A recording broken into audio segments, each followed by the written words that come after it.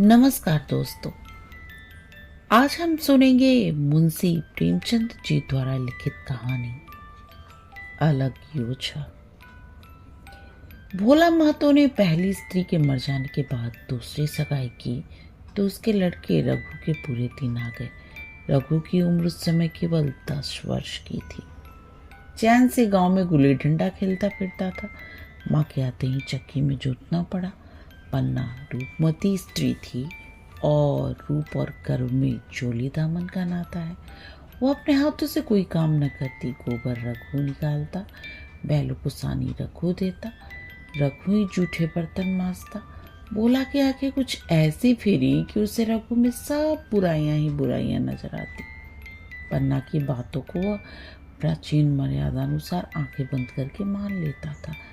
रघु की शिकायतों की जरा परवाह न करता। नतीजा यह हुआ कि रघु ने शिकायत करना ही छोड़ दिया। किसके सामने रोए? बाप ही नहीं, सारा गांव उसका दुश्मन था। बड़ा जिद्दी लड़का है। पन्ना को तो कुछ समझता ही नहीं। बेचारी उसका दुलार करती है, खिलाती पिलाती है। यह उसी का फल है। दूसरी औरत होती तो निवाह न होता। वह तो कहो पन्ना इतनी सीधी सादी है कि निवाह होता जाता है। सबल की शिकायतें सब सुनते हैं, निर्बल की फरियाद भी कोई नहीं सुनता। रघु का हृदय माँ की ओर से दिन दिन फटता जाता था। यहाँ तक कि 8 साल गुजर गए और एक दिन भोला के नाम पे मृत्यु का संदेश आ पहुंचा। पन्ना के 4 बच्चे थे, 3 बेटे और 1 बेटी। इतना बड़ा खर्च और कमाने वाला कोई नहीं। रघु क्यों बात पूछने लगा? यह मानी हुई बात थी, अपनी स्त्री लाएगा और अलग रहेगा, साथ आकर और भी आग लगाएगी। पन्ना को चारों ओर अंधेरा ही दिखाई देता था, पर कुछ भी हो वो रघु की आश्रयत बनकर घर में न रहेगी। जिस घर में उसने राज किया उसमें अब नौकरानी न बनेगी। जिस लड़के को अपना गुलाम समझा उसका मुंह न ताकेगी। वो सुंदर थी, अवस्था भी कुछ ऐसी ज्यादा न थी। जवानी अपनी पूरी बहार पर थी। क्या वो कोई दूसरा घर नहीं कर सकती? यही न होगा, लोग हंसेंगे। भला से उसकी बिरादरी में क्या ऐसा होता नहीं? ब्राह्मण ठाकुर थोड़ी ही थी कि नाक कट जाएगी। ये तो इन्हीं जात वालों में होता है जिस घर के चाहे कुछ करो बाहर पर्दा ढका रहे। वो तो संसार को दिखाकर दूसरा घर कर सकती है, फिर वो रघु की दबैल बनकर क्यों रहे? भोला को मरे 1 महीना गुजर चुका था। संध्या हो चुकी थी। पन्या इसी चिंता में पड़ी हुई थी कि सहसा उसे ख्याल आया लड़के घर में नहीं है। यह बैलों के लौटने की बेला है, कहीं कोई लड़का उसके नीचे ना आ जाए। अब द्वार पर कौन है जो उसकी देखभाल करेगा? रघु को मेरे लड़के फूटी आंखें नहीं भाते, कहीं हंसकर नहीं बोलता। घर के बाहर निकली तो देखा रघु सामने झोपड़े में बैठा ऊँट की गंडेरिया बना रहा है। लड़के उसे घेरे खड़े हैं और छोटी लड़की उसकी गर्दन में हाथ डाले उसकी पीठ पर सवार होने की चेष्टा कर रही है। पन्ना को अपनी आंखों पर विश्वास न आया। आज तो ये नई बात है। शायद दुनिया को दिखाता है कि मैं अपने भाइयों को कितना चाहता हूँ और मन में छुरी रखी हुई है। घात मिले तो जान ही ले ले। काला सांप है, काला सांप। कठोर स्वर में बोली, तुम सबके सब वहाँ क्या करते हो? घर में आओ, सांझ की बेला है, गुरु आते होंगे। रघु ने विनीत नेत्रों से देखकर कहा, मैं तो हूँ ही काकी, डर किस बात का है? बड़ा लड़का केदार बोला, काकी रघु दादा ने हमारे लिए 2 गाड़ियां बना दी हैं, ये देख। एक पर हम और खुन्नू बैठेंगे, दूसरी पर लक्ष्मण और झुनिया। दादा दोनों गाड़ियां खींचेंगे। यह कहकर वो एक कोने से 2 छोटी छोटी गाड़ियां निकाल लाया। 4 पहिए लगे थे, बैठने के लिए तख्ते और रोक के लिए दोनों तरफ बाजू थे। पन्ना ने आश्चर्य से पूछा, ये गाड़ी किसने बनाई? केदार ने चिढ़कर कहा, रघु दाता ने बनाई है, और किसने? भगत के घर से बसुला और रुखानी लाए और चटपट बना दी। खूब दौड़ती हैं काकी, बैठ खुन्नू मैं खींचू। खुन्नू गाड़ी में बैठ गया। केदार खींचने लगा। चर चर शोर हुआ, मानो गाड़ी भी इस खेल में लड़कों के साथ शरीक है। लक्ष्मण ने दूसरी गाड़ी में बैठकर कहा, दादा खींचो। रघु ने झुनिया को भी गाड़ी में बिठा दिया और गाड़ी खींचता हुआ दौड़ा। तीनों लड़के तालियां बजाने लगे। पन्ना चकित नेत्रों से यह दृश्य देख रही थी और सोच रही थी, ये वही रघु है या कोई और। थोड़ी देर बाद दोनों गाड़ियां लौटी। लड़के घर में जाकर इस यान यात्रा के अनुभव बयान करने लगे। कितने खुश थे सब, मानो हवाई जहाज पर बैठाए हों। खुन्नू ने कहा, काकी सब पेड़ दौड़ रहे थे, लक्ष्मण और बछिया कैसी भागी कि सबकी सब दौड़ी। केदार ने कहा, काकी रघु ताता दोनों गाड़ियां एक साथ खींच ले जाते हैं। झुनिया सबसे छोटी थी, उसकी व्यंजना शक्ति उछल कूद और नेत्रों तक परिमित थी। तालियां बजा बजा कर नाच रही थी। खुन्नू, अब हमारे घर गाय भी आ जाएगी काकी। रघु ताता ने गिरधारी से कहा है कि हमें एक गाय ला दो। गिरधारी बोला, कल लाऊंगा। केदार 3 सेर दूध देती है काकी, खूब दूध पिएंगे। इतने में रघु भी आ गया। पन्ना ने अवहेलना की दृष्टि से देखकर पूछा, क्यों रघु, तुमने गिरधारी से कोई गाय मांगी है? रघु ने क्षमा प्रार्थना के भाव से कहा, मांगी तो है, कल लाएगा। पन्ना, रुपए किसके घर से आएंगे ये भी सोचा है? रघु, सब सोच लिया है काकी, मेरी यह मुहर नहीं है, इसके 25 रुपए मिल रहे हैं। 5 रुपए बछिया के मुँह जाके दूंगा, बस गाय अपनी हो जाएगी। पन्ना सन्नाटे में आ गया। अब उसका विश्वासी मन भी रघु से प्रेम और सज्जनता को अस्वीकार न कर सका। बोली, मुहर को क्यों बेचे देते हो? गाय की भी कौन जल्दी है, हाथ में पैसे हो जाए तो ले लेना, सुना सुना गला अच्छा न लगेगा। इतने दिनों गाय नहीं रही तो क्या लड़के नहीं जिए? रघु दार्शनिक भाव से बोला, बच्चों के खाने पीने की यही दिन है काकी, इस उम्र में ना खाया तो फिर क्या खाएंगे? मुहर पहनना मुझे अच्छा भी नहीं मालूम होता। लोग समझते होंगे कि बाप तो गया, इसे मुहर पहनने की सूझी है। भोला मोह तो गाय की चिंता ही में चल बसे। न रुपया आए न गाय मिली, मजबूर थे। रघु ने यह समस्या कितनी सुगमता से हल कर दी। आज जीवन में पहली बार पन्ना को रघु पर विश्वास आया। बोली, जब गहना ही बेचना है तो अपने मुहर क्यों बेचोगे? मेरी हंसुली ले लेना। रघु, नहीं काकी, वो तुम्हारे गले में बहुत अच्छी लगती है, मर्दों को क्या मुहर पहने या ना पहने। पन्ना, चल, मैं बूढ़ी हुई, अब हंसुली पहन कर क्या करना है? तू भी लड़का है, तेरा गला अच्छा ना लगेगा। रघु मुस्कुरा कर बोला, तुम अभी से कैसे बूढ़ी हो गई? गांव में है कौन तुम्हारे बराबर? रघु की सरल आलोचना ने पन्ना को लज्जित कर दिया। उसने रूखे मुरझाए मुख पर प्रसन्नता की लाली दौड़ गई। 5 साल गुजर गए। रघु का सा मेहनती, ईमानदार, बात का धनी दूसरा किसान गांव में न था। पन्ना की इच्छा के बिना कोई काम न करता। उसकी उम्र अब 23 साल की हो गई थी। पन्ना बार बार कहती, भैया बहू को विदा करा लाओ। कब तक ना कहूंगी, जाकर 2 साड़ियां और मिठाई ले आ। तीसरे दिन मूलिया मैके से आ गई।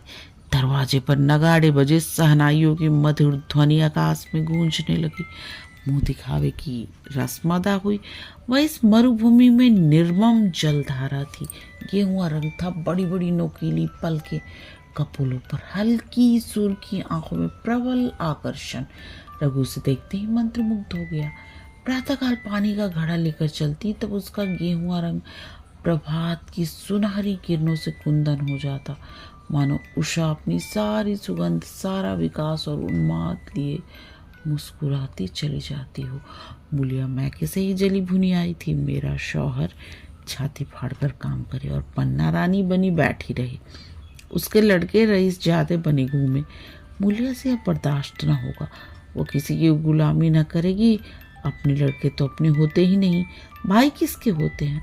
जब तक पर नहीं निकलते हैं, रघु को घेरे हुए हैं। जो ही जरा सयाने हुए पर झाड़ कर निकल जाएंगे, बात भी न पूछेंगे।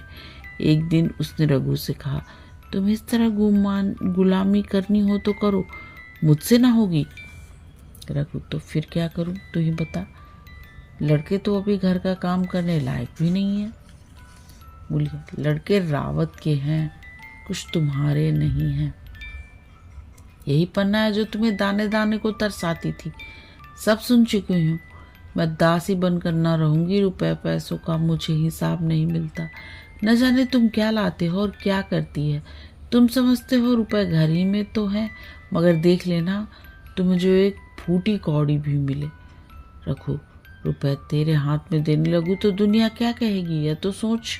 बोलिया, दुनिया जो चाहे कहे, दुनिया के हाथ है वो बिकी नहीं हूँ। देख लेना भांड लिप कर हाथ काला ही रहेगा। फिर तुम अपने भाइयों के लिए मरो, मैं क्यों मरूं। रघु ने कुछ जवाब न दिया। उसे जिस बात का भय था वह इतनी जल्दी से रह पड़ी। अब अगर उसने बहुत तत्थो थम्भो किया तो भी साल 6 महीने काम चलेगा। बस आगे यह डोंगा चलता नजर नहीं आता। बकरी की माँ कब तक घर मनाएगी। एक दिन पन्ना ने महुओं का सुखावन डाला। बरसात शुरू हो गई थी। बखार में अनाज गीला हो रहा था। बुलिया से बोली, बहू जरा देखती रहना, मैं तालाब से नहाऊं।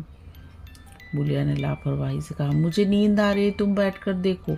एक दिन ना नहाओगी तो क्या होगा। पन्ना ने साड़ी उतार कर रख दी, नहाने न गई। बुलिया का वार खाली गया। कई दिन के बाद एक शाम को पन्ना राम धान रोप कर लौटी। अंधेरा हो गया था। दिन भर की भूखी थी। आशा थी बहू ने रोटी बना रखी होगी, मगर देखा तो यहाँ चूल्हा ठंडा पड़ा हुआ था। बच्चे मारे भूख के तड़प रहे थे। बुलिया ने आहिस्ता से पूछा, आज अभी चूल्हा नहीं जला। केदार ने कहा, आज दोपहर को भी चूल्हा नहीं जला काकी, भाभी ने कुछ बनाया ही नहीं। पन्ना, तो तुम लोगों ने खाया क्या। केदार, कुछ नहीं, रात की रोटियां थी, खुनू और लक्ष्मण ने खाई, मैंने सत्तू खा लिया। पन्ना, और बहू। वो पड़ी सो रही है, कुछ नहीं खाया। पन्ना ने उसी वक्त चूल्हा जलाया और खाना बनाने बैठ गई। आटा गूंथती थी और रोती थी, क्या नसीब है। दिन भर खेत में जली, घर आई तो चूल्हे के सामने जलना पड़ा। केदार का 14वां साल था।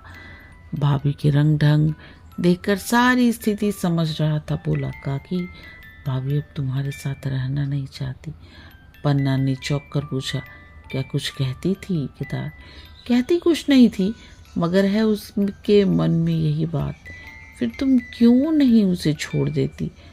जैसे चाहे रहे, हमारा भी भगवान है।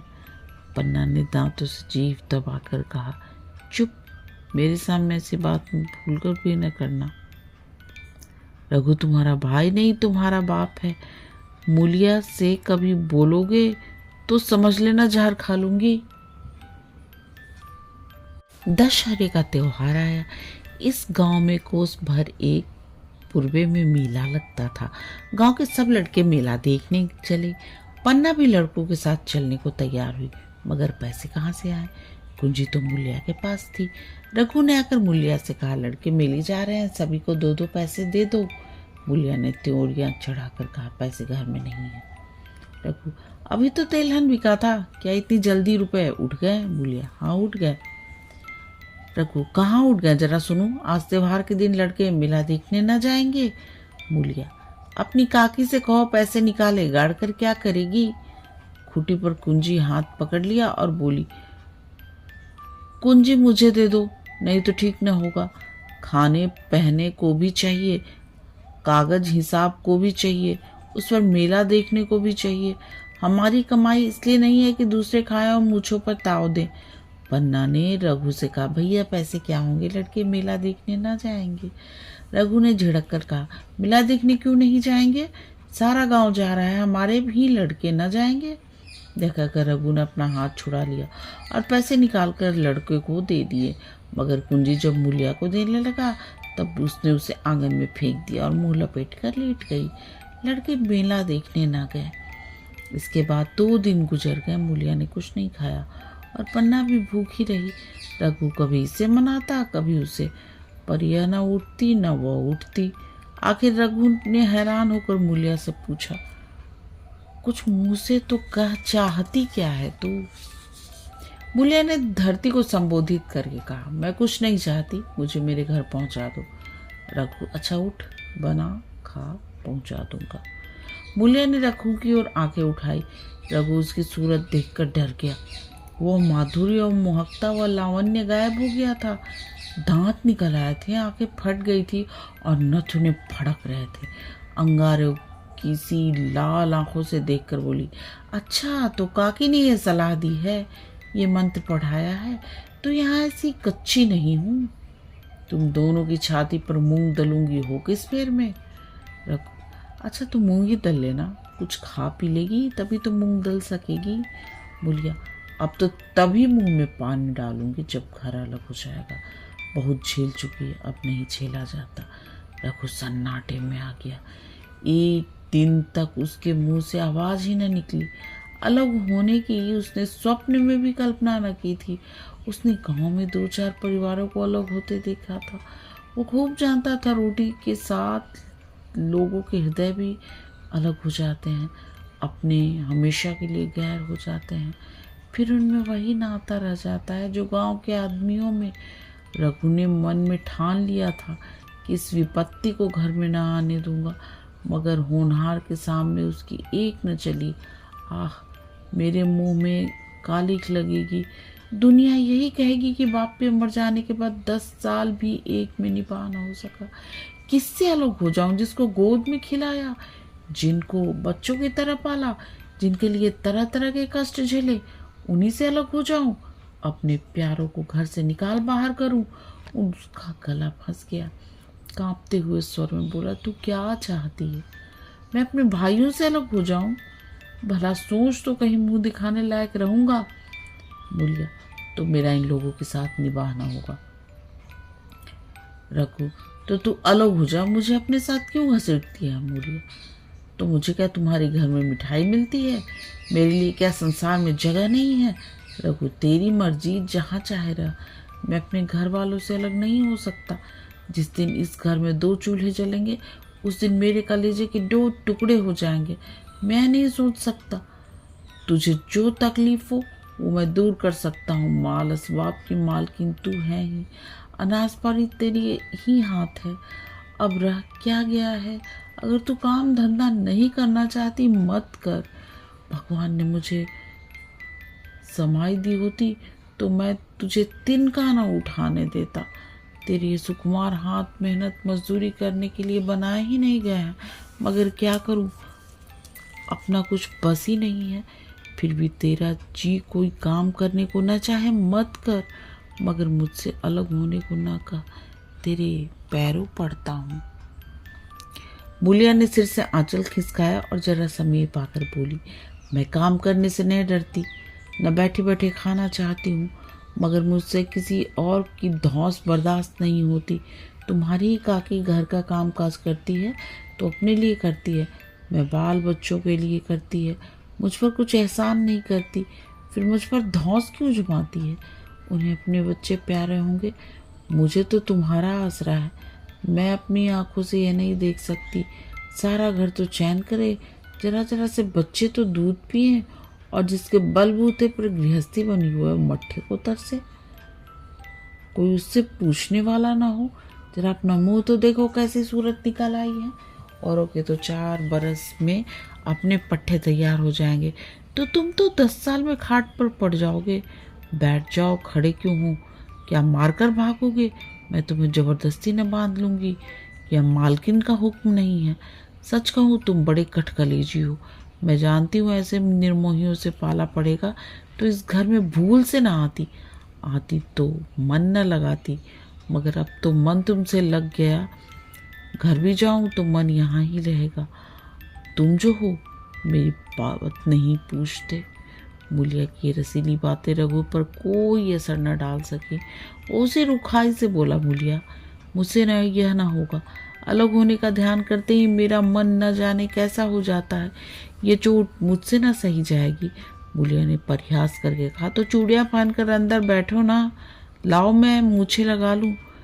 मैं तो समझती थी तुम में भी कुछ गलबल है, अब देखती हूँ तो निरे मिट्टी के लौंदे हो। पन्ना दालान में खड़ी दोनों की बातचीत सुन रही थी। अब उससे न रहा गया।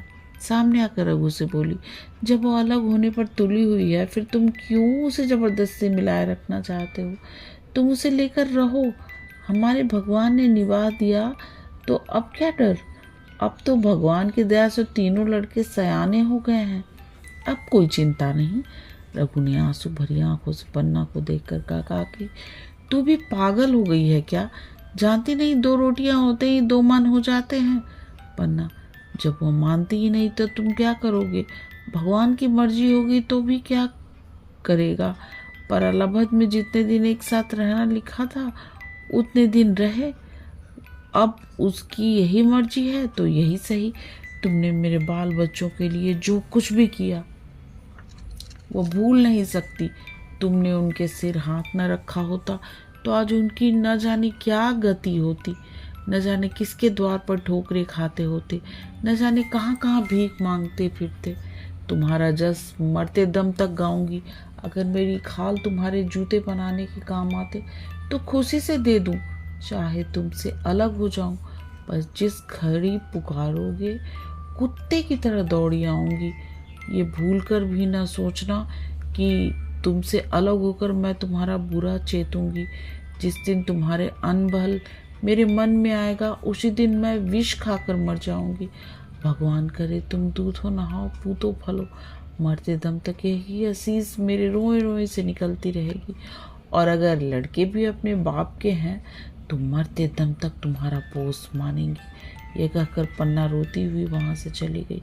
रघु वहीं मूर्ति की तरह बैठा रहा। आसमान की ओर टकटकी लगाए और आंखों से आंसू बह रहे थे। पन्ना की बातें सुनकर मूलिया समझ गई अब अपने पौ बारा है। चटपट उठी, घर में झाड़ू लगाई, चूल्हा जलाया और कुएं से पानी लाने चली। उसकी टेक पूरी हो गई थी। गांव के स्त्रियों के 2 दल होते, एक बहुओं का, दूसरा सासों का। बहुएं सलाह और सहानुभूति के लिए अपने दल में जाती हैं, सासें अपने में। दोनों की पंचायतें अलग होती हैं। मूलिया को कुएं पर 2-3 बहुएं मिल गई। एक ने पूछा, आज तो तुम्हारी बुढ़िया बहुत रोध हो रही थी। मूलिया ने विजय के गर्व से कहा, इतने दिनों से घर की मालकिन बनी हुई है, राजपाट छोड़ते किसे अच्छा लगता है?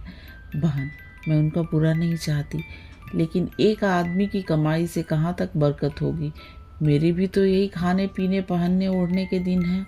अभी उनके पीछे मरो, फिर बाल बच्चे हो जाएं तो उनके पीछे मरो। सारी जिंदगी रोते ही कट जाएगी। एक बहू बुढ़िया यही चाहती है कि ये सब जन्म भर नौकरानी बनी रहे, मोटा झोटा खाए और पड़ी रहे। दूसरी बहू, किस भरोसे पर कोई मरे? अपने लड़के तो बात नहीं पूछे, पराए लड़कों का क्या भरोसा? कल इनके हाथ पैर हो जाएंगे, फिर कौन पूछता है? अपनी अपनी मेहरियों का मुंह देखेंगे। पहले ही से फटकार देना अच्छा है, फिर तो कोई कलंक ना होगा। मूलिया पानी लेकर गई, खाना बनाया और रघु से बोली, जाओ नहाओ, रोटी तैयार है। रघु माने सुना ही नहीं, सिर पर हाथ रखकर द्वार की तरफ ताकता रहा। मूलिया, क्या कहती हूँ? कुछ सुनाई देता है? रोटी तैयार है, जाओ नहाओ। रघु, सुन तो रहा हूँ, क्या बहरा हूँ? रोटी तैयार हो तो जाकर खा ले, मुझे भूख नहीं है। मूलिया ने फिर नहीं कहा। जाकर चूल्हा बुझा दिया, रोटियां उठाकर छींके पर रख दी और मुंह ढाँप कर लेट गई। जरा देर में पन्ना आई, बोली, खाना तैयार है, नहा धोकर खा लो, बहू भी भूखी होगी। रघु ने झुंझला कर कहा, काकी तू घर में रहने देगी कि मुंह में कालिक लगाकर कहीं निकल जाऊं? खाना तो खाना ही, आज ना खाऊंगा कल खाऊंगा, लेकिन अभी मुझसे ना खाया जाएगा। केदार क्या अभी मदरसे से नहीं आया? पन्ना, अभी तो नहीं आया, आता ही होगा। पन्ना समझ गई, जब तक वो खाना बनाकर लड़कों को न खिलाएगी और खुद न खाएगी, रघु न खाएगा। इतना ही नहीं, उसे रघु से लड़ाई करनी पड़ेगी, उसे जली कटी सुनानी पड़ेगी, उसे यह दिखाना पड़ेगा कि मैं भी उससे अलग होना चाहती हूँ। नहीं तो वो इसी चिंता में घुल घुल कर प्राण दे देगा। ये सोचकर उसने अलग चूल्हा जलाया और खाना बनाने लगी। इतने में केदार और खुन्नू मदरसे से आ गए। पन्ना ने कहा, आओ बेटा खा लो, रोटी तैयार है। केदार ने पूछा, भैया को भी बुला लूँ ना? पन्ना, तुम आकर खा लो, उसकी रोटी बहू ने अलग बनाई है। खुन्नू, जाकर भैया से पूछना आऊं? पन्ना, जब उसका जी चाहेगा खाएंगे, तू बैठकर खा, तुझे इस बातों से क्या मतलब? जिसका जी चाहेगा खाएगा, जिसका न चाहेगा ना खाएगा। जब वह और उसकी बीवी अलग रहने पर तुले हैं तो कौन मनाए? केदार, तो क्यों अम्मा जी, क्या हम अलग घर में रहेंगे? पन्ना, उनका जी चाहे एक घर में रहें, जी चाहे आंगन में दीवार डाल ले। खुन्नू ने दरवाजे पर आकर झांका। सामने फूस की एक झोपड़ी थी, वहीं खाट पर पड़ा रघु नारियल पी रहा था। खुन्नू, भैया तो भी नारियल लिए बैठे हैं। पन्ना, जब जी चाहेगा खाएंगे। केदार, भैया ने भाभी को डांटा नहीं? मूलिया अपनी कोठरी में पड़ी सुन रही थी, बाहर आकर बोली, भैया ने तो नहीं डांटा, अब तुम आकर डांटो। केदार के चेहरे पर रंग उड़ गया, फिर जबान न खोली। तीनों लड़कों ने खाना खाया और बाहर निकले। लू चलने लगी थी। आम के बाग में गांव के लड़के लड़कियां हवा में गिरे हुए आम चुन रहे थे। केदार ने कहा, आज हम भी आम चुनने चले, खूब आम गिर रहे हैं। खुन्नू, दादा जो बैठे हैं। लक्ष्मण, मैं न जाऊंगा, दादा घुड़केंगे। केदार, वह तो अब अलग हो गए हैं। लक्ष्मण, तो अब हमको कोई मारेगा तब भी दादा न बोलेंगे? केदार, वाह, तब क्यों न बोलेंगे? रघु ने तीनों लड़कों को दरवाजे तक खड़े देखा पर कुछ बोला नहीं। पहले तो वह घर के बाहर निकलते ही उन्हें डांट बैठता था, पर आज वो मूर्ति के समान निश्चल बैठा रहा। अब लड़के को कुछ साहस हुआ, कुछ दूर और आगे बढ़े। रघु अब भी न बोला। कैसे बोले? वो सोच रहा था, काकी ने लड़कों को खिला पिला दिया, मुझसे पूछा तक नहीं, क्या उसकी आंखों पर भी पर्दा पड़ गया है? अगर मैंने लड़कों को पुकारा और वो ना आए तो मैं उनको मार पीट तो न सकूंगा। लू में सब मारे मारे फिरेंगे, कहीं बीमार न पड़ जाए।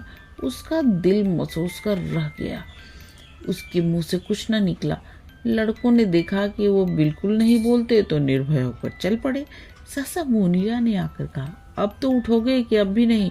जिनके नाम पर फाका कर रहे थे उन्होंने मजे से लड़कों को खिलाया और आप खाया, अब आराम से सो रही हैं।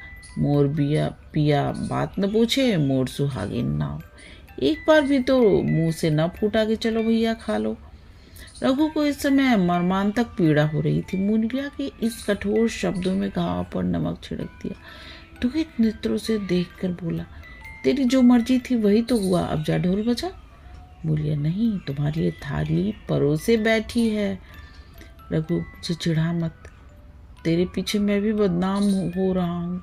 जब तू किसी की होकर नहीं रहना चाहती तो दूसरे को क्या गरज है जो तेरी खुशामद करे? जाकर काकी से पूछ, लड़के आम चुनने गए हैं, उन्हें पकड़ लाऊं? बोलिया अंगूठा दिखाकर बोली, ये जाता है, तुम्हें 100 बार गरज हो, जाकर पूछो।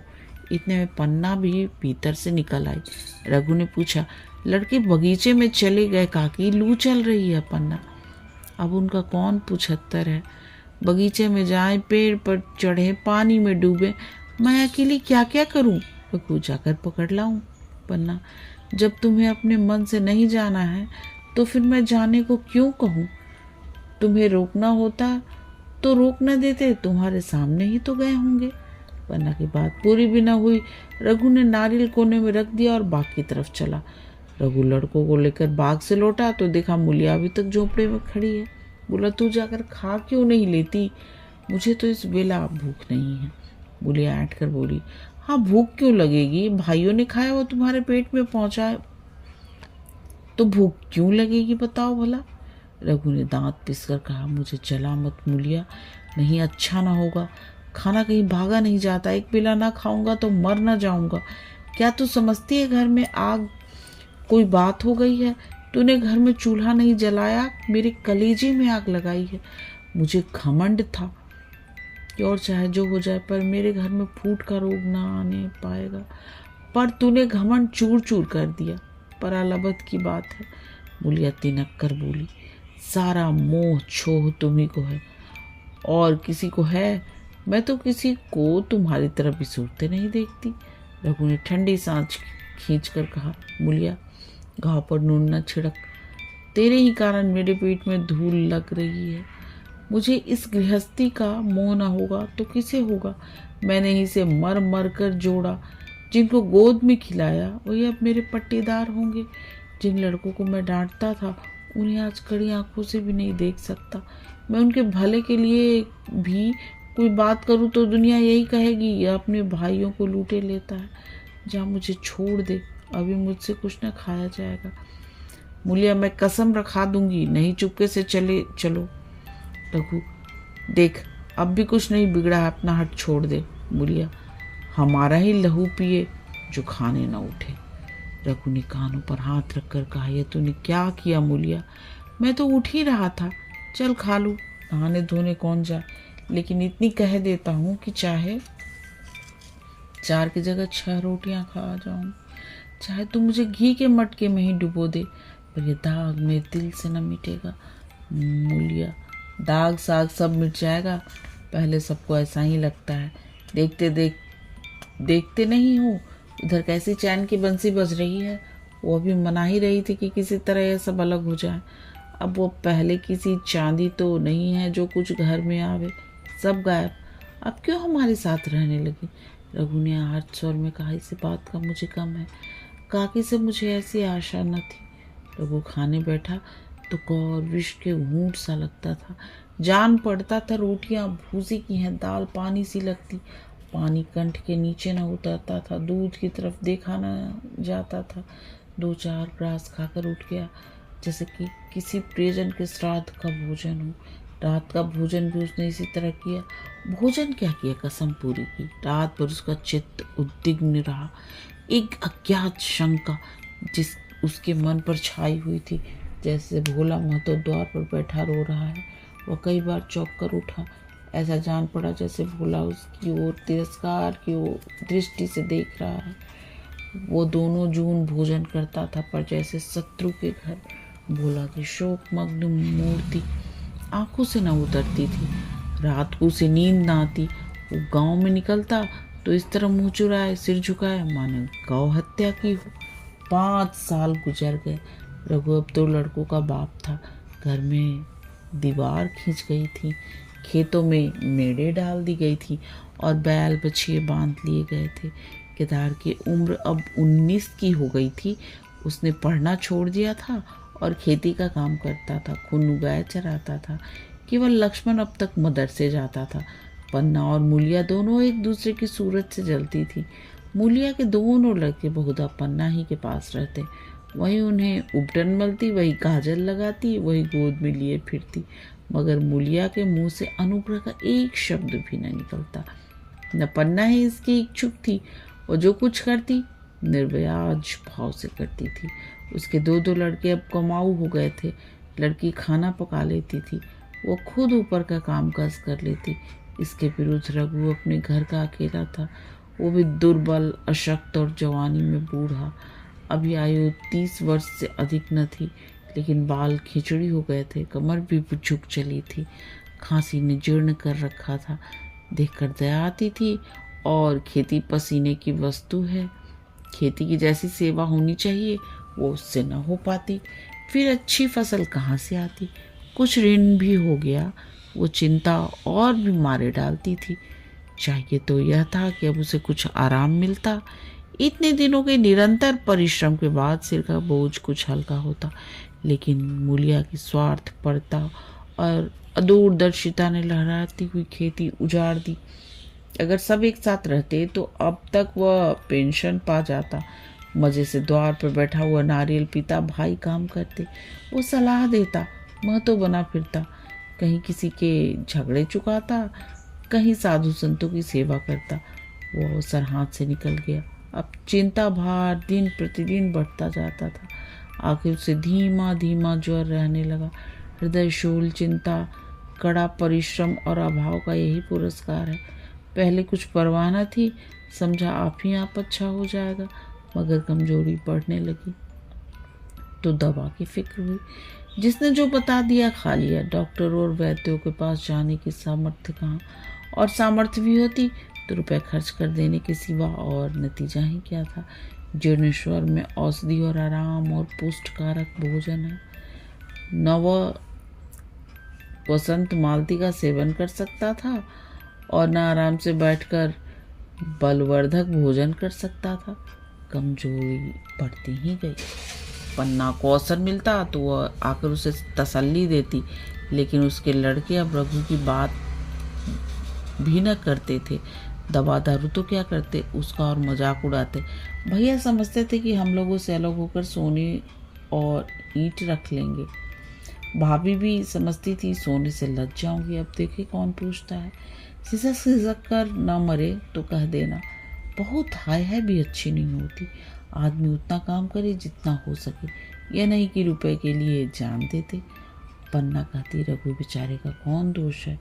केदार कहता चल मैं खूब समझता हूँ। भैया की जगह मैं होता तो डंडे से बात करता। मजाक थी कि औरत यूं जिद करती, ये सब भैया की चाल थी। सब सची धजी बात थी। आखिर एक दिन रघु का टिमटिमाता हुआ जीवन दीपक बुझ गया।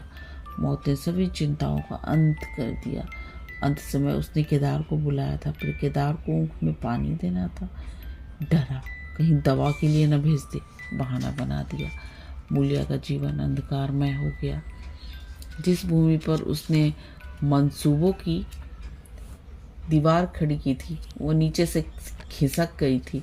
जिस खूंटे के बल पर वह उछल रही थी वह उखड़ गया था।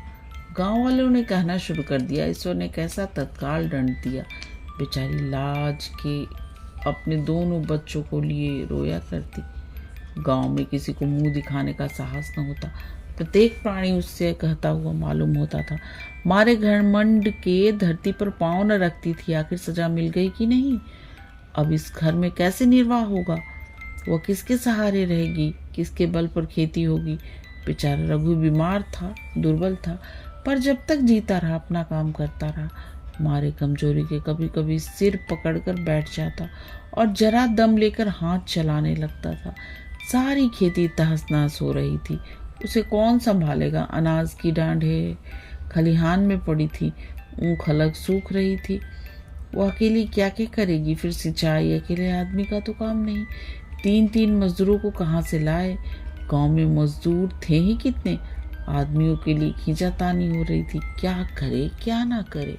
इस तरह 13 दिन बीत गए। क्रियाक्रम से छुट्टी मिली। दूसरे ही दिन सवेरे मूलिया ने दोनों बालकों को गोद में उठाया और अनाज मांडने चली। खलिहान में पहुंचकर उसने एक को तो पेड़ के नीचे घास के नर्म बिस्तर पर सुला दिया और दूसरे को ही बिठाकर अनाज मांडने लगी। बैलों को हाँकती थी और रोती थी। क्या इसलिए भगवान ने उसको जन्म दिया था? देखते देखते क्या से क्या हो गया। इन्हीं दिनों पिछले साल भी अनाज मांडा गया था और रघु के लिए लोटे में शरबत और मटर की घुगनी लेकर आई थी। आज कोई उसके आगे है ना पीछे, लेकिन किसी की दासी तो नहीं हूँ। उसे अलग होने का अब भी पछतावा न था। एकाएक छोटे बच्चे का रोना सुनकर उसने उधर ताका तो बड़ा लड़का उसे चुमकार कर कह रहा था, भैया चुप रहो। धीरे धीरे उसके मुंह पर हाथ फेरता था और चुप कराने के लिए विकल था। जब बच्चा किसी तरह चुप न हुआ तो वह खुद उसके पास लेट गया और उसे छाती से लगाकर प्यार करने लगा। मगर जब यह भी प्रयत्न सफल न हुआ तो वो रोने लगा। इसी समय पन्ना दौड़ी आई और छोटे बालक को गोद में उठाकर प्यार करती हुई बोली, लड़के को मुझे क्यों न दे आई बहू? हाय हाय बेचारा धरती पर पड़ा लोट रहा है। जब मैं मर जाऊं तो जो चाहे करना, अभी मैं जीती हूँ। अलग हो जाने से बच्चे तो नहीं अलग हो जाते। मूलिया ने कहा, तुम्हें भी तो छुट्टी नहीं थी अम्मा, क्या करती? पन्ना, तो तुझे यहाँ आने की ऐसी क्या जल्दी थी? डांट मार न जाती। 3-3 लड़के तो हैं और किसी दिन काम आएंगे। केदार तो कल ही मारने की कह रहा था, पर मैंने कहा पहले ऊँख को पानी दे दो, फिर आज मारना। मड़ाई तो 10 दिन के बाद भी हो सकती है। ऊँख की सिंचाई न हुई तो सूख जाएगी। कल से पानी चढ़ा हुआ है, परसों पर खेत पुड़ जाएगा, तब मड़ाई हो जाएगी। तुझे विश्वास न आएगा, जब से भैया मरे हैं केदार को बड़ी चिंता हो गई है। दिन में 100 बार पूछता है, भाभी वो रोती तो नहीं? देख लड़के भूखे तो नहीं है? कौन लड़का रोता है तो दौड़ा आता है, देख अम्मा क्या हुआ, बच्चा क्यों रोता है? कल रोकर बोला, अम्मा मैं जानता कि भैया इतनी जल्दी चले जाएंगे तो उनकी कुछ सेवा कर लेता। कहाँ जगह जगह उठता था। अब देखती हो पहर रात से उठकर काम में लग जाता है। खुनू कल जरा सा बोला, पहले हम अपनी ऊँख में पानी दे लेंगे तब भैया की ऊँख में देंगे। इस पर केदार ने ऐसा डांटा कि खुनू के मुंह से फिर बात न निकली। बोला, कैसी तुम्हारी और कैसी हमारी ऊँख? भैया ने जिला न लिया होता तो आज या तो हम मर गए होते या कहीं भीख मांगते होते। आज तुम बड़े ऊँख वाले बने हो। ये उन्हीं का पुण्य प्रताप है कि आज भले आदमी बने बैठे हो। परसों रोटी खाने को बुलाने गई तो मड़ैया में बैठा रो रहा था। पूछा, क्यों रोता है? तो बोला, अम्मा, भैया इसे अलग योज के दुख से मर गए। नहीं, अभी उनकी उम्र ही क्या थी, ये उस वक्त न सूझा। नहीं, उनसे क्यों बिगाड़ करते। यह कहकर पन्ना ने मूलिया की ओर संकेतपूर्ण दृष्टि से देखकर कहा, तुम्हें वह अलग न रहने देगा बहू। कहता है भैया हमारे लिए मर गए तो हम भी उनके बाल बच्चों के लिए मर जाएंगे। मूलिया की आंखों में आंसू जारी थे। पन्ना की बातों में आज सच्ची वेदना, सच्ची सांत्वना, सच्ची चिंता भरी हुई थी। मूलिया का मन कभी उसकी ओर इतना आकर्षित न हुआ था। जिनसे उसे व्यंग और प्रतिकार का भय था, वे इतने दयालु, इतने शुभेच्छु हो गए थे। आज पहली बार उसे अपनी स्वार्थपरता पर लज्जा आई। पहली बार आत्मा ने अलग युद्ध पर धिक्कारा। इस घटना को 4-5 साल गुजर गए। पन्ना आज बूढ़ी हो गई है। केदार घर का मालिक है, मूलिया घर की मालकिन है। खुनू और लक्ष्मण के विवाह हो चुके हैं, मगर केदार अभी तक कुंवारा है। कहता है मैं विवाह न करूंगा। कई जगहों से बातचीत हुई, कई सगाइयां आई, पर उसने हामी न भरी। पन्ना ने कंपे लगाए, जाल फैलाए, पर वह न फंसा। कहता, औरतों से कौन सुख। मेहरिया घर में आई और आदमी का मिजाज बदला। फिर जो कुछ है वह मेहरिया है। माँ बाप, भाई बंधु सब पर आए हैं। जब भैया जैसे आदमी का मिजाज बदल गया तो फिर दूसरों की क्या गिनती। 2 लड़के भगवान के दिए हैं, और क्या चाहिए। बिना ब्याह किए 2 बेटे मिल गए, इससे बढ़कर और क्या होगा। जिसे अपना समझो वह अपना है, जिसे गैर समझो वह गैर है। एक दिन पन्ना ने कहा, तेरा वंश कैसे चलेगा? केदार, मेरा वंश तो चल रहा है। दोनों लड़कों को अपना ही समझता हूँ। पन्ना, समझने पर ही है तो मूलिया को भी अपनी मेहरिया समझता होगा। केदार ने झेपते हुए कहा, तुम तो गाली देती हो अम्मा। पन्ना, गाली कैसी, तेरी भाभी ही तो है। केदार, मेरे जैसे लट्ठ गंवार को वो क्यों पूछने लगी। पन्ना, तू कहने को कह तो मैं उससे पूछूं। केदार, नहीं मेरी अम्मा, कहीं रोने गाने न लगे। पन्ना, तेरा मन हो तो मैं बातों बातों में इससे मन की था लूं बेटा। केदार, मैं नहीं जानता, जो चाहे कर। पन्ना केदार के मन की बात समझ गई। लड़के का दिल मूलिया पर आया हुआ है, पर संकोच और भय के मारे कुछ नहीं कहता। उस दिन उसने मूलिया से कहा, क्या करूं बहू, मन की लालसा मन में ही रह जाती है। केदार का घर भी बस जाता तो मैं निश्चिंत हो जाती। मूलिया, वो तो करने को ही नहीं कहते। पन्ना, कहता है ऐसी औरत मिले जो घर में मेल से रहे तो कर लूं। मूलिया, और ऐसी औरत कहाँ मिलेगी, कहीं ढूंढो। पन्ना, मैंने तो ढूंढ लिया है। मूलिया, सच, किस गांव की है? पन्ना, अभी न बताऊंगी, मुद्दा यह जानती हूँ कि उससे केदार की सगाई हो जाए तो घर बन जाए और केदार की जिंदगी भी सफल हो जाए। न जाने लड़की मानेगी कि नहीं। मूलिया, मानेगी क्यों नहीं अम्मा, ऐसा सुंदर कमाऊ सुशील वर और कहाँ मिल जाता है। उस जन्म का कोई साधु महात्मा है, नहीं तो लड़ाई झगड़े के डर से कौन बिना ब्याहे रहता है। कहाँ रहती है, मैं जाकर उसे मना लाऊंगी। वरना तू चाहे तो उसे मना ले, तेरे ही ऊपर है। मूलिया, मैं आज ही चली जाऊंगी अम्मा, उसके पैरों पर पड़कर मना लाऊंगी। पन्ना, बता तू वह है कौन? मूलिया लजाकर बोली, तुम तो अम्मा बताती हो नहीं। मूलिया लजाकर बोली, तुम तो अम्मा जी गाली देती हो। पन्ना, गाली कैसी, देवर ही तो है। मूलिया, मुझ जैसी बुढ़िया को वो क्यों पूछेंगे। पन्ना, वो तुझी पर दांत लगाए बैठा है बेटी, तेरे सिवा कोई और उसे भाती ही नहीं। डर के मारे कहता नहीं, पर उसके मन की बात मैं जानती हूँ। वैधव्य के शौक से मुरझाया हुआ मूलिया का पीत वदन कमल की भांति अरुण हो उठा।